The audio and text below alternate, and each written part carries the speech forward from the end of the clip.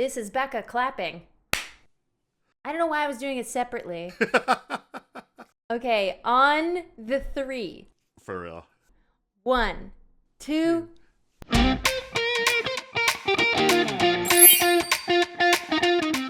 friends, welcome to Good Lookin Kickstarters. I'm your host, Becca Scott, along with my dear friend, Ruel Gaviola.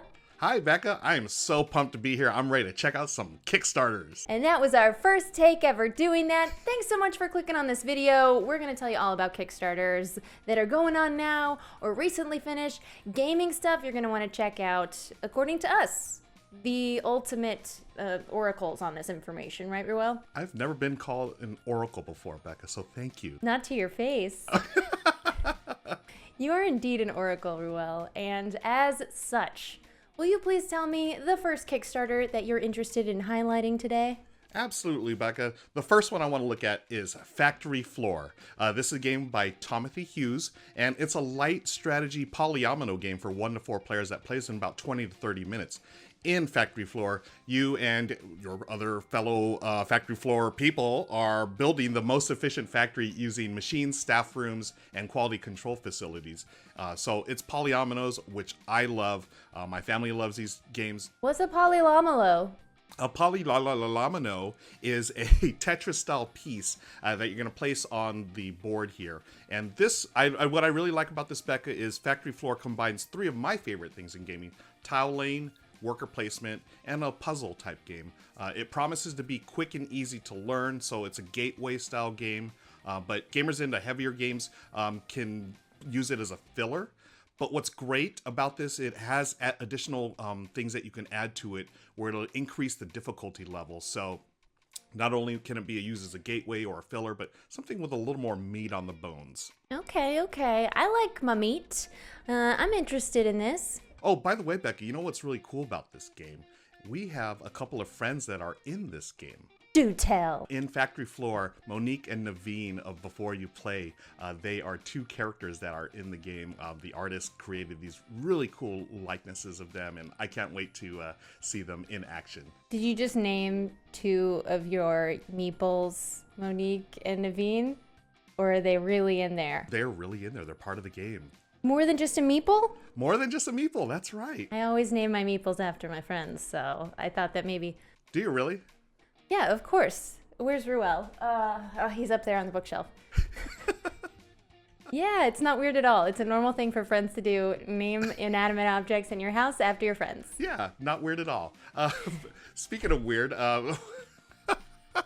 What? Did someone say weird? Well, that means it's my turn to tell you about Sky Climbers! Okay, so this is a video game. It's a multiplayer city building action RPG. That's a lot of words. Basically, it's an open world, think Minecraft, but with different art style. This art style is beautiful, kind of like color blocky graphics is how I like to think of it. Kind of has an anime feel to me.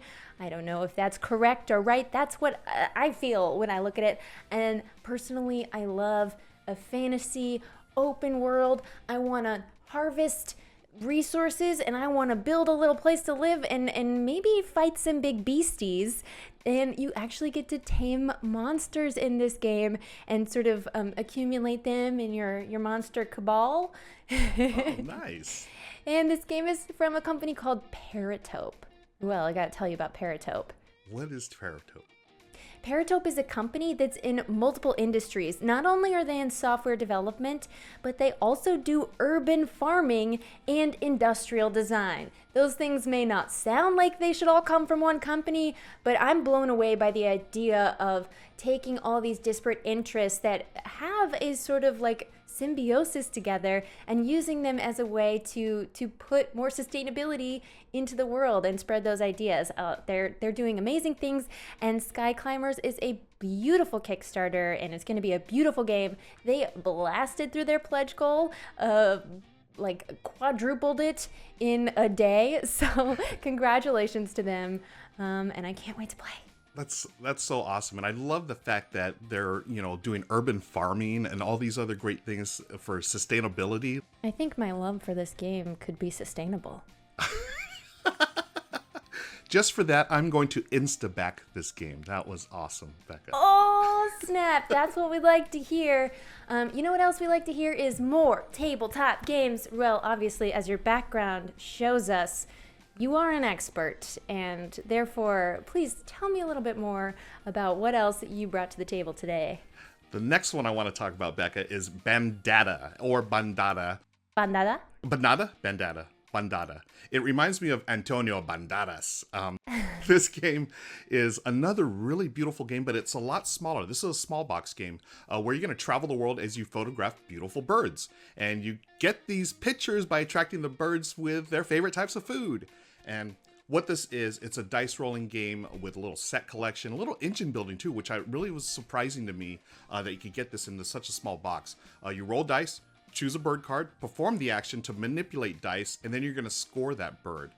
And what's cool is it's only played over 4 rounds, and each round you're going to score the birds that you've already collected. So you have a nice little engine building to it. This is a 1 or 2 player game. It's got the solo stuff built in, and as you know, during these days, solo games are a good thing to have. So this one's already been funded fully on Kickstarter. It's a small box game from Chase Estep, and I believe he is a Southern California guy, so shout out to our Southern California peeps. This, Becca, got an Insta-back from me. Nice. Okay, I see that Chase said I really like playing solo games, so I designed one that's really quick to set up and play with a lot of strategic depth. I always love when someone makes something that they want for themselves. That's how you know there is an audience. Yeah, definitely. And, you know, for a 1 or 2 player game that plays in 20 minutes, this is something that you can start at the end of your... You can start at your virtual game night. You can totally play this over Zoom or Skype or whatever. And it's only 20 minutes, so you can play multiple times in a night. Well, this looks to me like a shorter, faster, less player Wingspan? You know, it does have some elements, obviously the theme, but it's also got a little bit of that engine building, but it's going to be less complex, yet not simple, if that makes any sense. I don't know if it makes sense to me, but it's just a quicker game overall. So maybe if you want your Wingspan fix in just a few more minutes, this might be it. What about you, Becca? What else catches your eye? Well, on my virtual table, you can definitely find some Root. This is a tabletop game. It originally came out in 2018, and they've already had a bunch of expansions so far. But wait, there is another expansion for Root coming out. This is the Marauder expansion, and it's just about to drop on Kickstarter. But if you know about Root, you probably know all about it. You know that there's going to be 2 new factions. They're going to have Badgers and the Rat Warlord coming up, and then minor factions that act like AI kind of, or NPC tiny factions. This one sounds really cool to me. The Bear, that you can hire to lumber in the forest and attack other players' warriors. You a fan of Root, Ruel? Yeah, I was gonna say I like the bear and the badger. Like, I think those are great additions. You know, I was speaking of Root, Becca. Do you remember the last time we played Root in real life, or IRL? I think that's what the kids say these days. The kids do say that, and I do IRL remember that. You were the cats, and you beat us all. So kudos to you, Hold friend. on, this is after we spent an entire day playing Twilight Imperium 4th edition, and my mind was absolute gobbledygook, and I remember none of it except I believe you that I won. That seems possible. Yeah, and my mind was total gobbledygook as well, but I do remember your victory, so kudos to you, Becca. Thanks, Ruel. You know what? It doesn't matter who won. It's just about playing the game, unless I won, in which case I'll remember it forever. Speaking of Root, if you are into Root, you're one of these Root mega fans. Good Time Society, the place where you're watching this, we're making a Root-specific podcast. Yes, that's right. A podcast all about one specific game. It's called Woodland War Machine. It's starring Jake Michels and Sam DeRost and Kyle Atchison. Sam and Kyle are award-winning Root players. Yeah, you didn't know it was competitive? Now you do. Wow, that sounds like something you should do, Becca. Oh gosh, someday. It's so hard to specifically focus on one game when there's so many great games, but please check out Woodland War Machine wherever you get your podcasts. Nice, I can't wait. Episode 1 is coming out tomorrow, so don't miss it. If you want to join the conversation around Woodland War Machine and playing Root all day, every day, you can pop on over to our Discord server. We're going to have a link for you in the description below. Okay, Ruel, please tell me more. I need more expansions in my life. I need them to be, of games that are epic and otherworldly. What do you got? Speaking of epic and otherworldly, Becca, we've got Eris Expedition, the Terraforming Mars card game. So this is the card game version of the modern classic Terraforming Mars, which I have around here right behind me, as you can see. I love Terraforming Mars, all the expansions, and I am hyped about this one because it's a card game, and I love card games. It's going to be quicker than the usual game, which is, it can take a couple of hours, depending on, what cards come out and how many players you play. But this promises to be streamlined, faster, and yet still feel like Terraforming Mars, right? It is a standalone game in the Terraforming Mars universe, and it includes a 2-player cooperative mode and a solo game. And as we know, I love my solo games. It's already raised over $500,000, Becca. It's just mind blown. Eris Expedition, Terraforming Mars card game. It's going to be awesome, folks. It's going to be an Insta-back. We all know that. I'm pumped for this because I love Terraforming Mars, and yet I have yet to win a game. And this seems like a great way for me to practice my strats, get some reps in, because Terraforming Mars is not for the faint of heart. It is a serious game, and so I'm excited that Stronghold is putting out this lighter version. Yeah, definitely. And it's, like you said, the original game, it can be a bit of a slog, especially for first-timers. I feel like this is going to be the one to get first-time gamers into the Terraforming Mars world. The kind of slog that gets you deeply, deeply addicted. But yeah. Absolutely. And Becca, you've got another game you're checking out here on Kickstarter. What is this one? Oh boy, do I. All right, well, we all know if we're into the world of Kickstarter games, it's hard to find one that doesn't fund in the first day, but this one is no exception. It's Bloodstone from Druid City Games, our dear friend James Hudson, which is also Skybound Games. And Bloodstone is a gorgeous arena epic battle board game. You can also watch us play Bloodstone. I got a little sneak peek of the tabletop simulator version. You can find that whole gameplay on Gameplay Live right here on Good Time Society, so check out the video. I got to play as the barbarian warrior, and he knows how to slay. He knows how to slash and beat the crap out of his friends, which I did. Speaking of our friend Monique from Before You Play, she came on the show that day, which was very fun. It's a beautiful, really asymmetrical game, as is Root, where each player, each faction has their entirely own mechanics that no other player can play with. And Bloodstone is really interesting because not only can you play a player versus player version, you have 150 life, you're in this battle arena, and there's epic, environmental threats as well as the threats of other people coming at you, giving you blood dice, doing magic spells from the wizard. But you can also play PvE, player versus environment, and it's all of the players against the enemies in game, which are epic with beautiful art.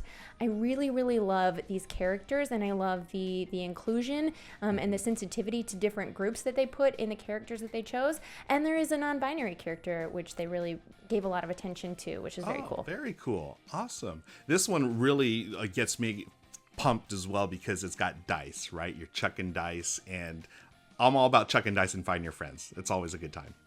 It is indeed a good-looking Kickstarter. Ah. All right, well, we each gave you 3 games, but I think that you had an honorable mention, Ruel? I do. This week's honorable mention is Zentiles.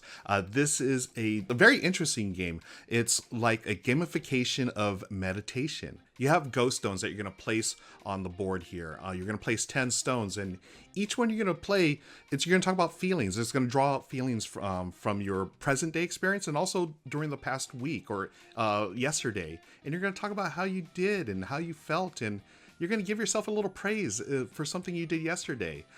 This is really fascinating to me, Becca. It's something that I have nothing that I can compare it to on my shelf, and I'm looking forward to it because it seems like the type of game where I'm going to take some time off at the end of a week, long stressful week, get away from it all and just play. And you can play a solo game or you can play with friends and just share feelings and meditate. And this is Zentiles looking forward to this one. Ruel, as someone with a lot of feelings who has recently discovered meditation, I'm so obsessed. This is an Insta-back for me, and everybody should go watch their Kickstarter video right now for Zentiles, because you're just gonna feel calmer watching this beautiful video. And that's it exactly. I felt calm watching this, except for the button where I'm backing it, but besides that, I felt really calm. What about you, Becca? Do you have an honorable mention? I do. I want to shout out Beacon Pines. Our buddies Hiding Spot Games is putting out their third title. Welcome to Beacon Pines is just this sweet little story. It feels like a storybook. You can physically move around the space, but you're really just watching this story being told that deals with issues of grief of the main characters, which are adorable woodland creatures, not unlike, a root or what have you. Everything always feels better when it's coming from adorable woodland creatures, Agreed.